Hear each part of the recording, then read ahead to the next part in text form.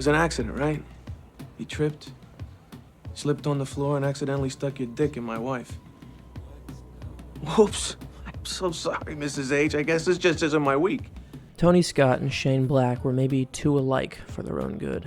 Which is to say that when Scott, a natural visual stylist drawn to material that exulted in the worst macho excesses men were capable of displaying, got a hold of one of Black's most scorched-earth screenplays, there was no cooler head to restrain either of them. Their tastes ran away with them. The Last Boy Scout, the first of Black's scripts to be sold after the runaway box office success of his screenplay for Lethal Weapon, solidified his worldview. Like Lethal Weapon, The Last Boy Scout is about a mismatched duo solving a crime, a favorite trope of Black's. Think about going by there, take a look around. Oh, good, I'll come with you. Fuck you are.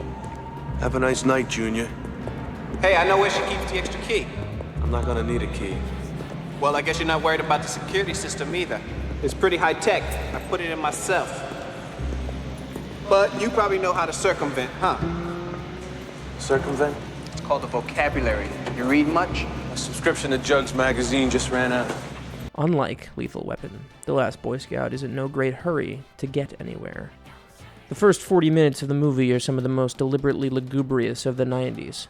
We get to know disgraced former football player Jimmy Dix, played by Damon Wayans, and his former biggest fan, alcoholic private eye Joe Hallenbeck, played by Bruce Willis, over the course of the longest days of their life. Damn it, Darian. You are my daughter, and you are in my house, and you will respect me. You got that?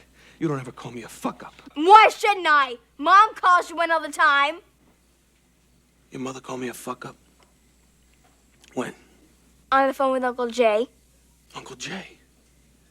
Oh, Christ, I'm a fuck-up, but Uncle Jay, now there's a real stand-up guy. The bastard cheats on his tax return. I'm surprised he's not doing time. Why don't you go ask your mother why Mr. Wonderful is not in jail for tax evasion? Because he doesn't fuck up. Darian.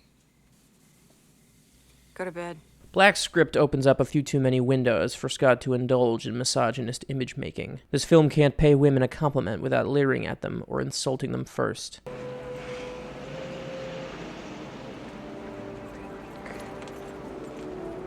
I'm sorry.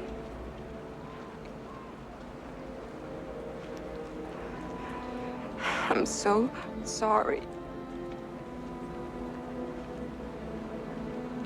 Please forgive me.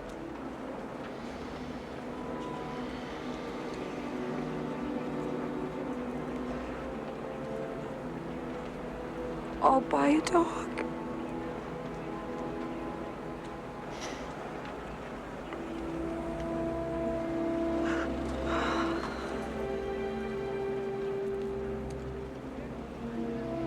Fuck you, Sarah.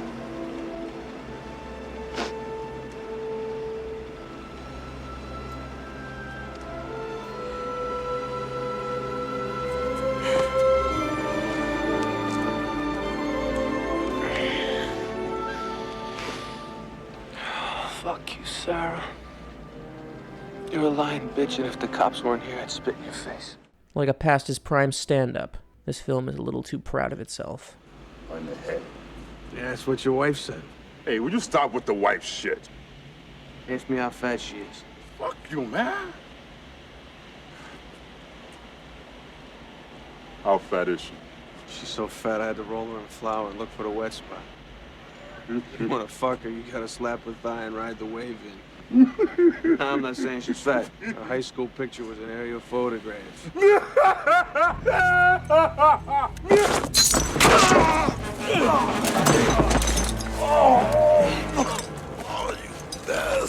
And then some. Because it's Black, we also get an adorable Moppet looking forward to Christmas time to go with our central pair. Because it's Scott, we get his welcome experimentation with images. The LA heat seeming to melt the film on which it's being recorded. Scott in the 90s was a bundle of conflicting impulses. He liked the messy look of film once lights overwhelm it, and the movie practically sweats. His trademark bursts of sweltering light.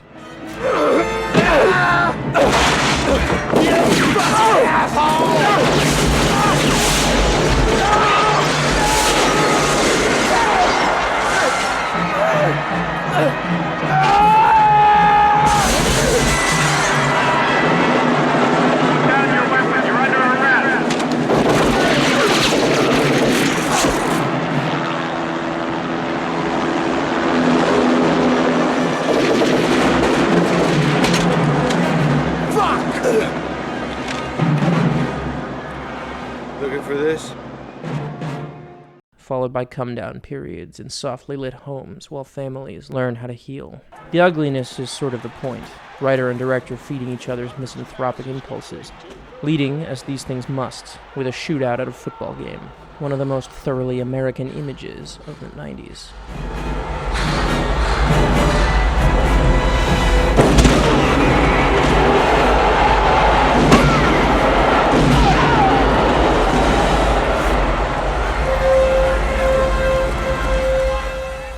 Scott's tourist's eye view of America, one of angry men, gunning down women, and cheerily torturing each other for money. The shootouts and car chases are claustrophobic, and Scott doesn't let anything interfere with his woozy rhythm. Like a drunk in the middle of a story, he wants to be sure to finish, tangents and all, before he's interrupted or passes out.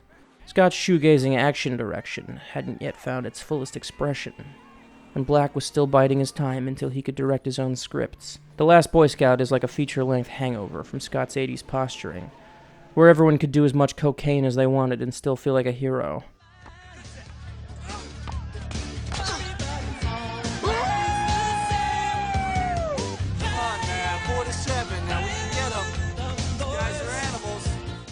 The consequences of addiction are discussed at length, and the amateur detectives, played by Willis and Wayans, have to learn to atone for allowing pride and greed having caused their lives to hydroplane into disaster.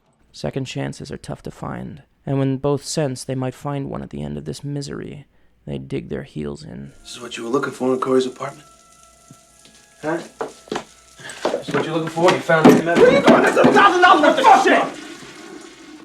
Fuck out of my house before I break your goddamn neck.